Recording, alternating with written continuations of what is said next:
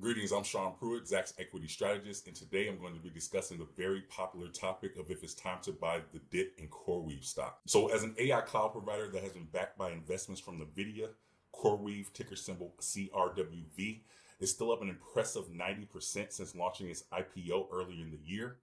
That said, CRWV has slid more than 50% from its high of $187 a share as investors have become concerned over CoreWeave's slowing growth, heavy debt, and weaker than expected guidance. So needless to say, this has drawn attention to the notion that the AI boom may be peaking, at least for CoreWeave. And there you can see its IPO performance still up a very pleasant 90% there, which is actually top NVIDIA in the broader market. So why CoreWeave's guidance has investors concerned. So despite comfortably exceeding its Q3 expectations in November and reporting record revenue growth, CoreWeave gave disappointing full-year guidance that has contributed to its recent stock decline. So while CoreWeave's Q3 sales of $1.34 billion more than doubled year over year, its growth rate is expected to decelerate, raising doubts about sustainability, especially since the company isn't profitable yet. So adding to profitability concerns, CoreWeave's operating margins have fallen below 4%. And in regard to its decelerating growth rate, CoreWeave cut its fiscal 2025 revenue forecast to between 5.05 to 5.15 billion, down from prior guidance of 5.35 billion. And this was due to delays in major customer contracts and data center construction setbacks. However, CoreWeave has secured new deals with Meta Platforms and OpenAI, with the company insisting that its lowered forecast reflects timing issues rather than demand weakness. So monitoring CoreWeave's balance sheet, which is really critical right now. What is also concerning investors that CoreWeave carries significant debt, and rising interest expenses may make profitability harder to achieve.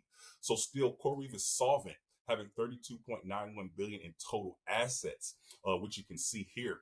Although this is not advantageously above its total liabilities of 29 billion. And obviously, as an investor, one of the first things you learn is to avoid insolvent companies, as there's a high likelihood that their business and stock would fail. But it is noteworthy that CoreWeave has seen a nice uptick in cash and equivalents since going public, which currently sits at around 2.53 billion. And of course, it is solvent at the moment.